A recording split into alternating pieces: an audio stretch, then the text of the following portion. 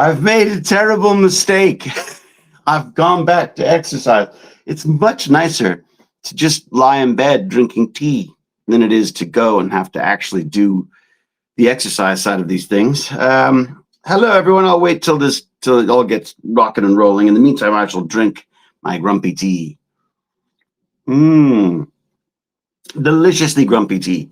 Boy, had a night last night. I have had 2 days on this new boys show, and I will tell you, it is so much fun. It's hard work, but it is. Oh my God, it is wild. I just can't get over the kids. The kids are in every day, working every day, doing these hours. It's crazy. I just get to sort of show up, do my thing, and wander off for a little while. But I did more than 30, Sky. I did more than 30. I did.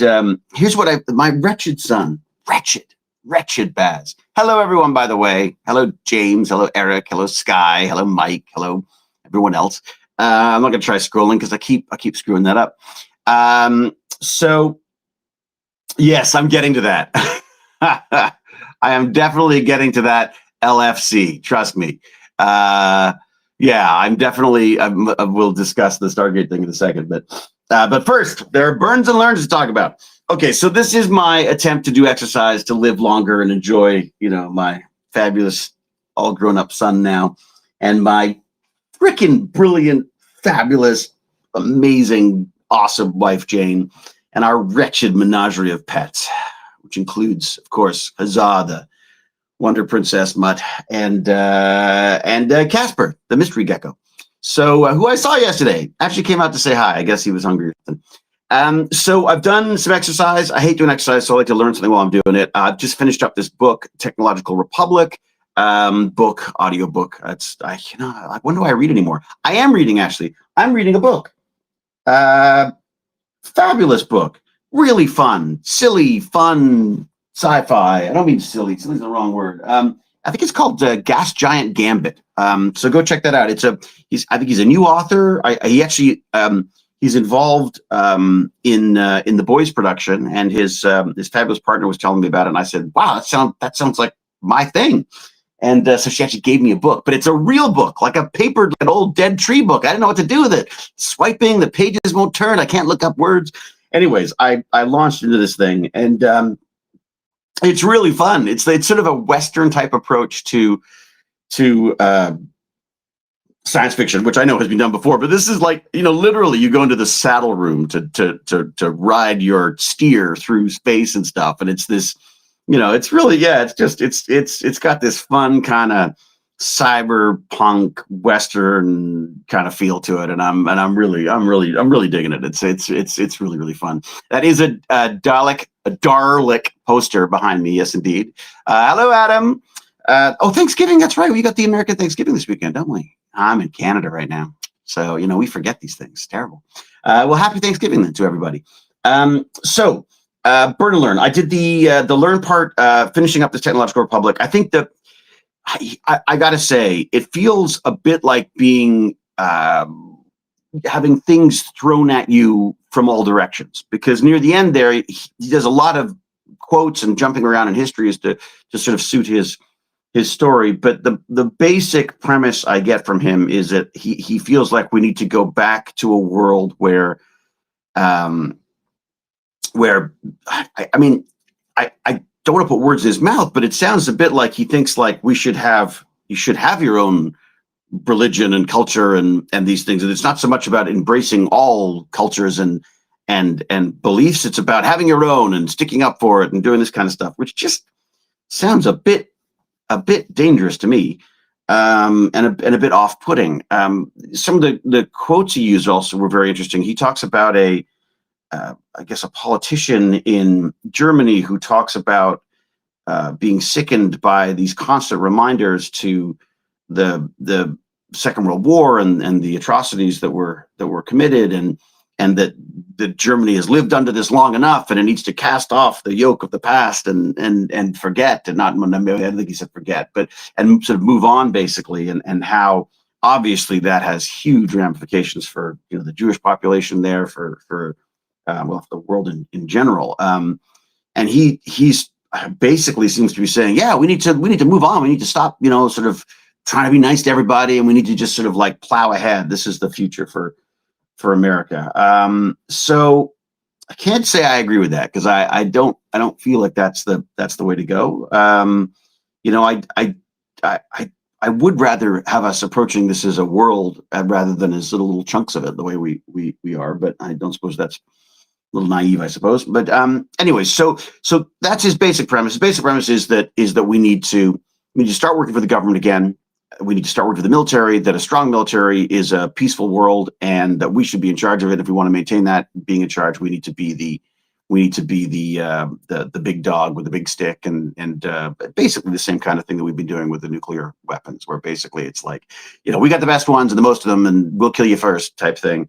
I guess that's his approach to the AI as well. I mean, I'm simplifying it totally, and I really do think you should read this for yourself if you want to make your own decision about this. I don't want to, my opinion is not particularly positive towards this guy and his company and the way he's doing business. But I'm not going to say I'm not fascinated by the technology, and that I'm not in agreement with some of the things he says. I mean, there are some things that I do think he's probably right about. I do like his stance on the idea that Silicon Valley has been chasing ad dollars and photo apps instead of helping to improve society for the world.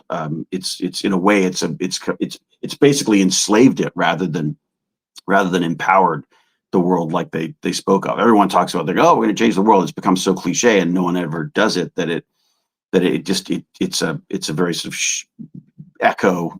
shallow shell of a claim anymore. So I do think he's got some, like many intelligent people, I think he's got some really smart ideas, and I think he's got some really scary ones as well. I worry very much about these beliefs being taken to at face value, and the people will run with it, and that's their excuse for being Christian right, basically. Is that, I mean, I don't know what his religious perspective is, but he seems to think that somehow this previous America that was connected by what he perceived as a collective vision of the country, a one vision of the country, not trying to appease every piece of it. He seems to feel that was the way to go. I don't know who he is actually, but I'm my assumption is a white guy. You know what I mean? Because I feel like that's very easy to say when you're the one who's not worrying about all those other cultures and religions and stuff. So yeah, I think he's, yeah. I mean, again, the other thing he says, which again I've just fallen into that trap right there, where he says that the message should not be.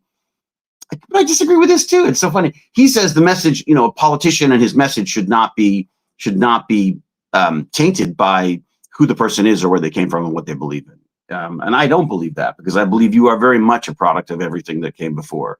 And I think it's foolish to think that you're not. And it's also foolish to think that people aren't going to judge you based on that too. So I think so while I shouldn't be saying like, well, he's a white guy, of course he's saying that. I mean, I also feel like that is kind of important though, because you do need to know where where he's from and what his experience is. And I can't speak to it because I don't know that at all. I'm sure he's had he's fought hard to get where he wants to get. I worry that this rhetoric does sound a bit like an excuse for us to sort of put on the blinkers and ignore the situation for other people that aren't sort of useful or valuable to our cause, so to speak. So that's my concern. But read it. I definitely read it. I enjoyed the book. I got to say, I really enjoyed. I mean, I enjoyed going what, and enjoyed going like huh, and enjoyed going like yeah, and enjoyed going like are you kidding me? Like, so it's a fun read. So Technological Republic, definitely do that. Have a read of that. I was talking to one of the guys on set actually yesterday. I'm just going to get the dog hair out of my tea. And he was saying how he was so sure that Palantir, which is this guy's company, was going down, that he'd actually shorted it. I don't even know how you short stocks, but that's actually what this person had decided. And by the way, this is not, please never take any financial or for stock advice from an actor. I'm just saying that. Unless I get paid too much money to do it, and then I'll tell you all about it. But okay, so finished that, started back into Kissinger's on China, which is really, talk about a fun juxtaposition, because I did my son has tricked me into no longer going by time. I now go by distance on this wretched rowing machine, this Concept 2 erg it's called, and damn it, it's right, it's an erg. So he's got me going by distance now. So I'm going the distance. So I did 6.5 clicks today. That's kilometers for my friends in the South who need to really get with the program and just start using the freaking decimal system. Would you? I mean, foot, pound, come on. Anyways, so I don't know what that is in miles, but I'm sure someone can figure it out. So plowed through that, got onto this on Kissinger stuff, and the juxtaposition between this Technical Republic and the on China stuff by Kissinger is fascinating, because China has a very, very different approach, where they are a civilization sort of masquerading as a country, it's kind of extraordinary. They've got this sense of themselves that, they're there because they built this. They have these, very, I suppose they're restrictive, but specific rules and thoughts and systems for how they interact with people, and this sort of concept that they went out welcoming these, for want of a better word, lesser countries, these new folks in the world, to do trade with them and stuff, because that was, obviously that's the way that the Chinese would want this to happen. It's just, I got to say, I'm absolutely fascinated by China. Absolutely fascinated. Both the good, the bad, the ugly. It's just fascinating. I grew up entirely on North American history, right? Because I grew up in Canada, and even Canada and America have different histories about the War of 1812. And we certainly, I was taught that we showed up and everyone loved us, and we gave the indigenous people fancy beads and these wonderful blankets and stuff. And then I found out that's actually not the case. We were just trying to get rid of them and all their food sources and stuff. So yeah, very different history than that I grew up with. But I'm really looking forward to more of this book. I got to say, as always, I generally prefer to talk. I prefer the tech side of these things. So I'm hoping that we'll get into the sort of the production and the way they do stuff. But now let's talk about the giant Stargate-shaped elephant in the room, shall we? So I am as delighted as you are to hear about the show. The wonderful, charming, and incredibly talented Martin Garrow was very, very kind. Got in touch before the press came out, just to let me know. I think he let everyone know, but I got an email from him just sort of letting me know that it was happening, and that I should sort of brace myself. It's early days. I don't know what they're working on. I leave it obviously entirely up to them. I would love to come back and do some more McKay, but I obviously know that's not just because I love it doesn't mean it's going to happen. But I hold a very, very there's a place in my heart for that McKay guy. I loved playing him, and I would happily come back and do it again for just wonderful. Oh, my stomach's grumbling away now. I gotta have my breakfast as well. That's very McKay-like too, is the fact that I could be eating all the time.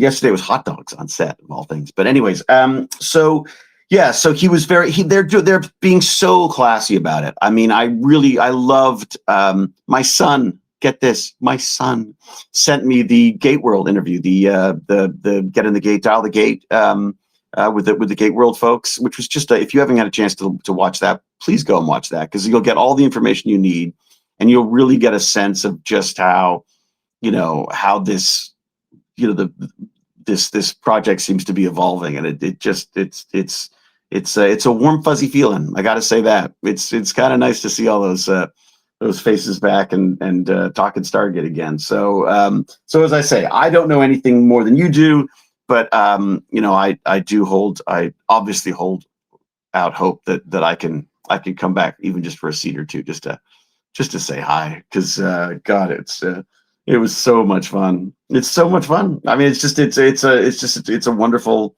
thing to be a part of, and it's made my life. It's why I have this house. It's why my son can afford to go to university. It's we can make movies, and yeah, it's and it's just been wonderful. So yeah, I welcome that news, and I can't wait to hear what they're up to. And I have no expectations, but I wish them all the best, and I do hope that I can be of some help some way. But we'll see, we'll find out. In the meantime, I've got the boys. That's keeping me nice and busy. And yeah, I don't know. There's nothing else I can really tell you, in that I truly don't know any more than you do. They've been really good about their outreach. Like if you go and listen to Dial the Gate or Get in the Gate, I can never get that right. And those amazing, the guys who've been running Gate World forever. They're both there. They both got the scoop. They could have given it to anyone. They gave it to Gate World, which I think is just a really good sign. They seem very keen to bring back the original fans. They also seem very keen to obviously to welcome in a new bunch as well. And if anyone's going to do it, honestly, I mean, Garrow's Garrow's scripts were some of my favorites, the funniest. He always wrote the most amazing McKay stuff. I'm jealous of anyone who gets to do that in the future, because it's his lines were a pleasure. Still some of my favorite episodes. And you got Brad, you got Joe. I mean, it's just, again, I think it's going to be really fun. Everyone is super excited. It's true. I'm going to apologize right now. I got so many emails. I'm not going to be able to get back to everyone. Again, I sort of feel weird because I don't know what to tell people, because I don't know any more than you do. In fact, I'm probably more excited than you are. So that's really all I've got for you on that front. I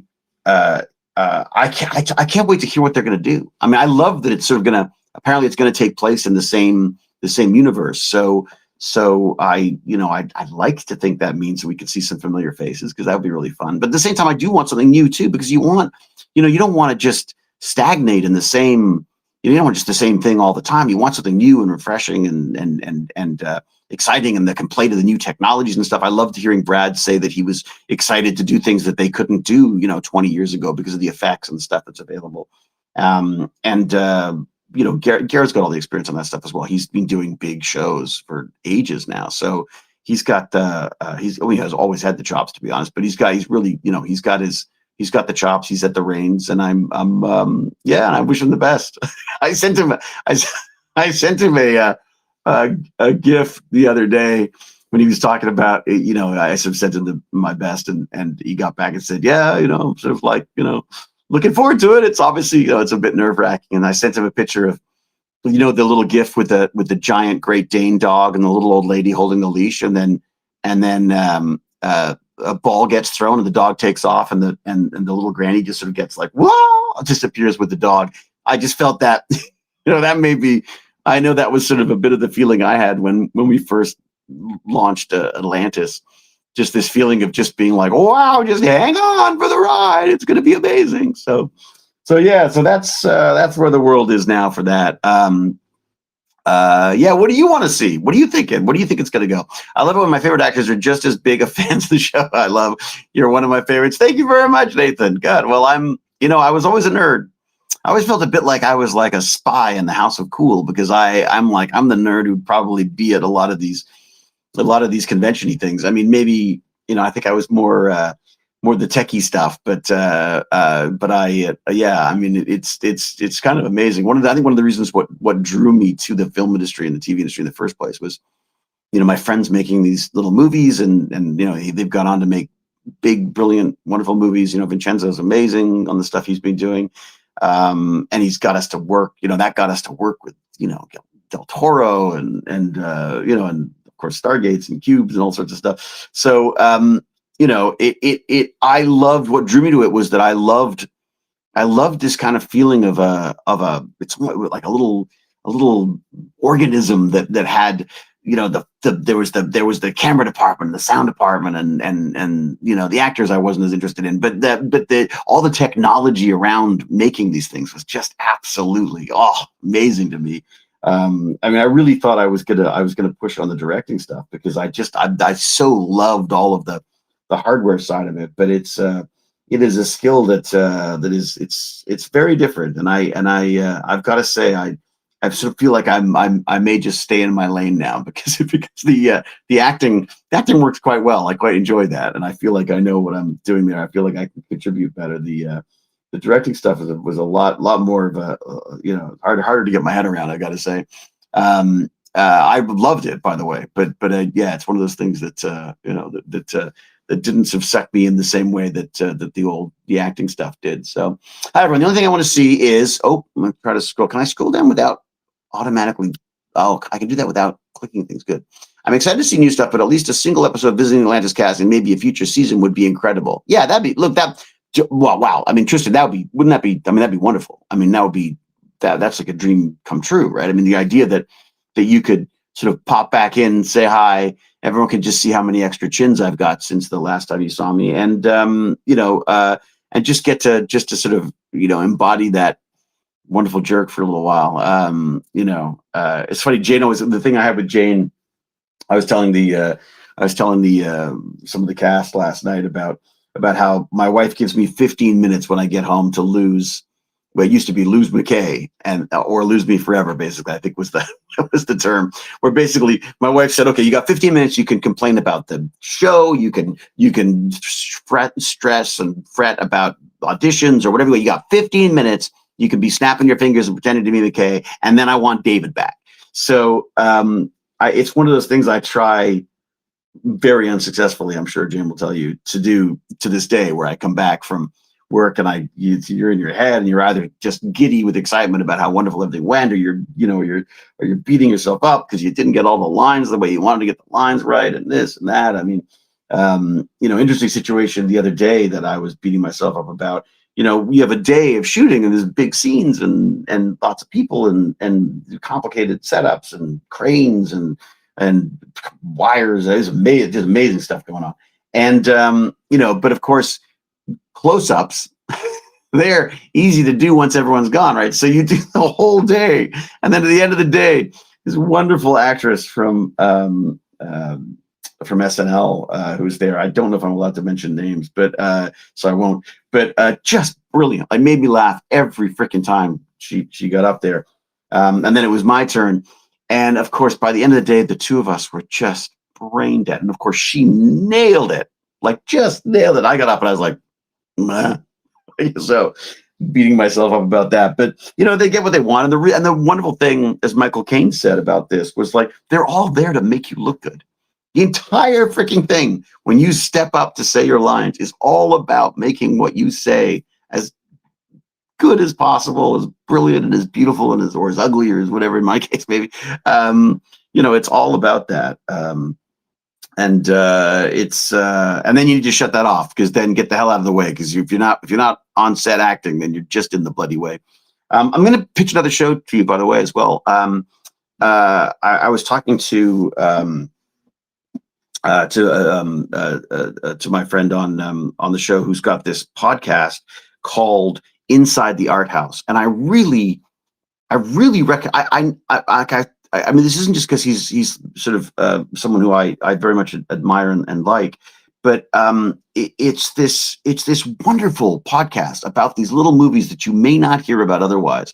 I've already started like pre-ordering some of the films that they've talked to, filmmakers they've talked to. It's not a review. They're not reviewing the film.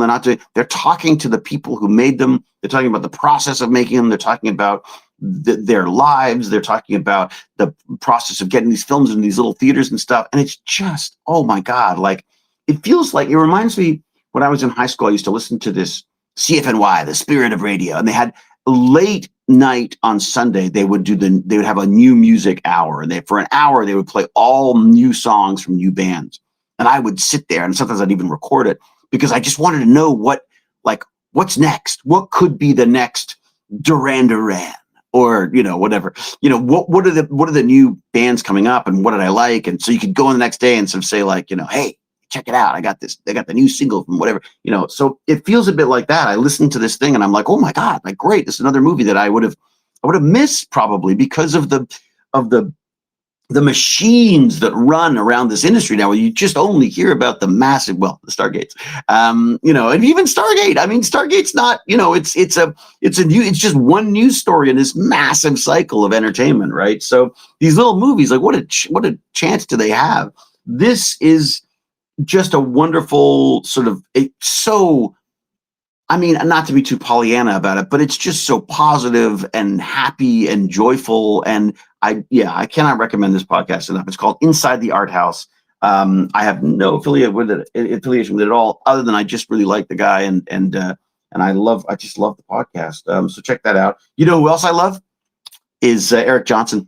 Eric Johnson, yeah, hanging out with him last couple of days. I met him when he was Flash Gordon, and we were at Comic-Con in San Diego for Stargate. I met him and his fabulous partner, and we've been in love with them since then. Just fabulous. And so I got to hang out with him on set for the last couple of days, just talking about things, complaining about the industry, and yet how much we like it and how much we enjoy doing this stuff. And he was just saying how much he just loves being on set. And I said, I mean, to a limit. Like I don't know, I'm probably like, I'm guessing at least 10 years older, but he's, he's just got this amazing, positive, happy, even when he's complaining, it's great. So we got to hang out, and it's funny that is, in a way, my work is my social scene, because I never go out when I don't want to. I mean, my friends call me an extrovert hermit, because the reality is I'd rather be at home. But once I get out there, I actually do quite begrudgingly quite like people. It's like the Grinch. My little heart gets bigger and bigger. So it is probably good that I have the fabulous Jane here to drag me out into the sunlight every so often. But so what else we got here? I do, but I agree with you, Tristan. It'd be really nice to see some old faces there. And I mean, I don't just mean obviously I'd love to be one of them, but I, just in general, it'd be nice to return to some of this stuff. I really like doing Momo and C. Oh, fantastic. Oh man, I love doing C. That was fabulous. Not only did it sort of renew our friendship after a really tumultuous couple of years, he was instrumental in getting me that part, and he didn't have to. He didn't have to. I mean, we weren't even talking. He not only put my name forward, but he pushed for it, and it's a freaking amazing role. And I think probably is in part the reason why I'm doing what I'm doing on The Boys now. So not that that's any kind of a giveaway at all, but anyways, who's giving me money? What the heck? Nat Goodwin, thank you so much. Pair character flying in the air with a red cape and a smile on his face.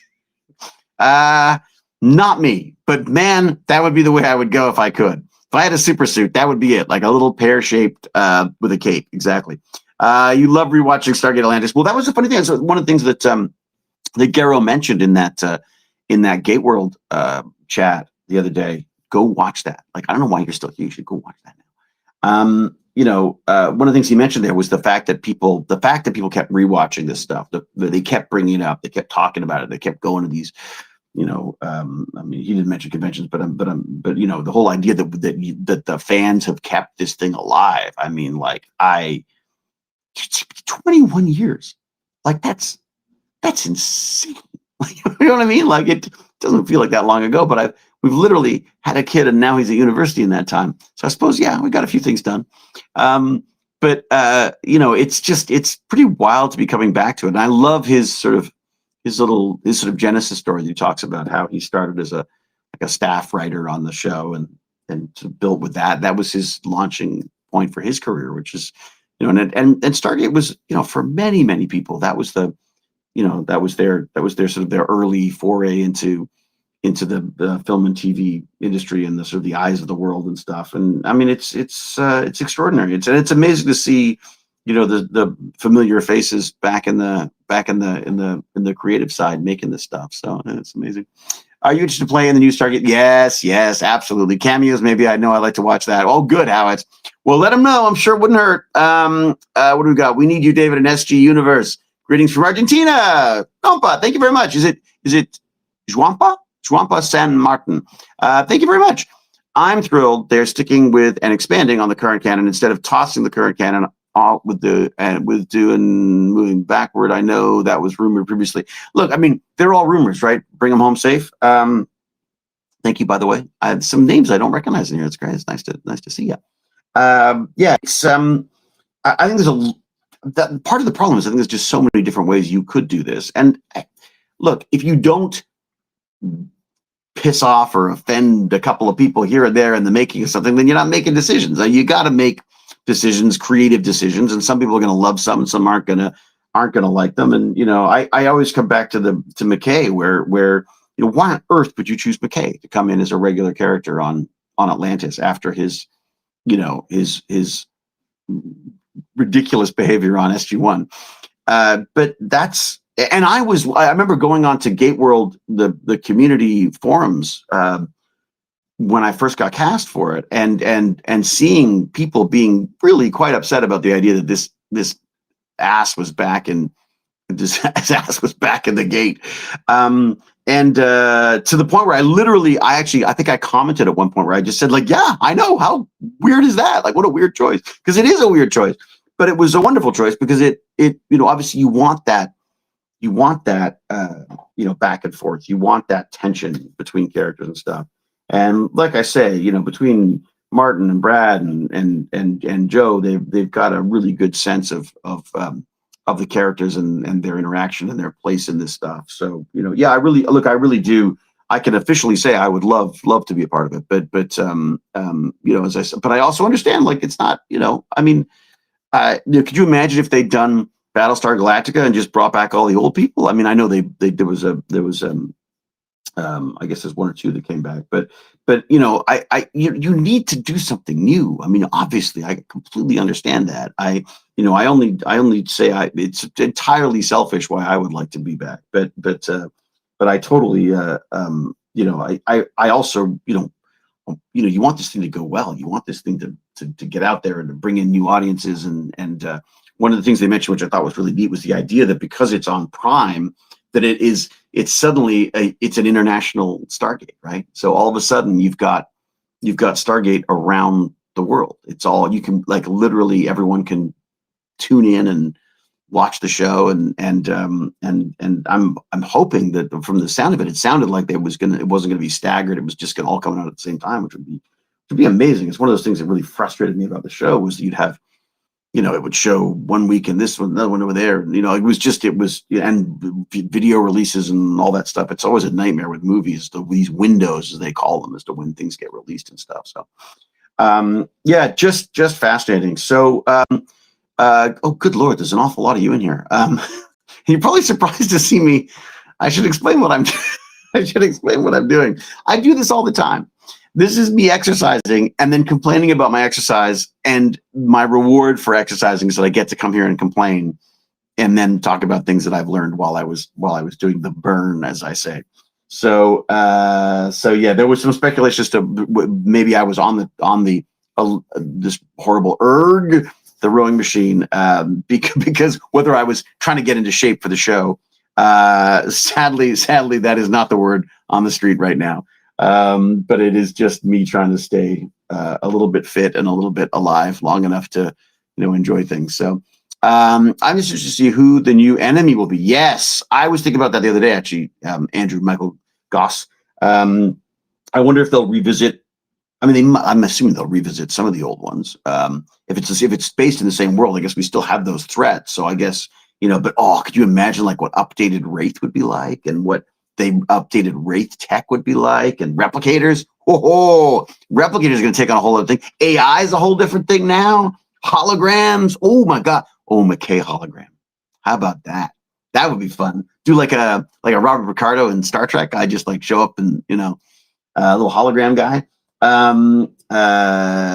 Yeah, I think it's going to be really fun to see what they can do with the technology now. That's, as the nerd in me is very excited about the evolution of like what, let's see what new crazy things they can come up with, because they can now do them, like Brad said in this interview, which you should go see that Gate World interview.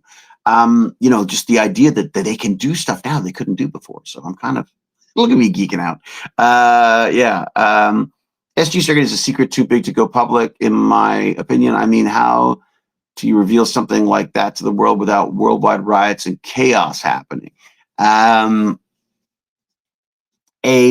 Stargate. Yeah, I mean, I don't know. I mean, we built some pretty crazy tech, right? I mean, I feel like, I mean, we're seeing it with AI, where there's definitely, there's a lot of, it has huge repercussions. It's incredibly disruptive, but I feel like, yeah, I'd be interested. I mean, it's funny reading this book that I just finished, about really AI being used in the military sense, and the idea that, there was always this wonderful tension on Stargate between the military and the science side of this stuff.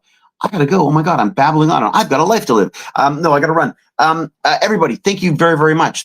I'm always extraordinarily surprised and delighted, and quite flattered that people show up to listen to me complaining and my stomach grumble as it reminds me I haven't had breakfast yet. Holy moly, Layla, thank you very much. Forcing my mother to watch Stargate, nearing the end. She loves your character. Thank you for the wonderful performance. Forever hoping for more. Much love to you, and also your sister. Well, I won't pass that along to my sister, but my sister's going to be. She says she's going to be close for Christmas. Apparently, she's going to be like nearby for Christmas. I don't like the sound of that at all. Thank you very much, Layla. You don't have to throw money at me in order to do tweets. These little tweets. What are they called? Comments, but thank you. It's wonderful, and we'll all go towards some kind of lifelong learning adventure that I'm on right now. Hello from Ottawa. All right, I really should wrap this up. I love the real world stuff it had. I love yeah, that's the other thing. I love that it was set in today, and they talk about that again in the release. But all right, get out of here. Actually, no, you know where you should go. Definitely go check out the Gate World interview. Go to techbandits.org, because that's my little home on the web. And there's a newsletter you should sign up for called the Email of Awesome Awesomeness, which is just the fun things that I have discovered. I would say this week, but it's incredibly random. So it's just, but get signed up, because when I know stuff and hear stuff and get excited about stuff, that's now more my route than a lot of the social media stuff now. So go to techbandits.org, check that out. There's also a Patreon. If you wanna help out with that, that'd be amazing too. And in the meantime, I'm gonna get a little less sweaty, go have a shower, have myself some breakfast, and walk a dog. All the best. Until we geek again, I will say, be brave, be kind, be brilliant, cheerio, huzzah. And I should say, yeah, let's see what happens at the gate. Cheers.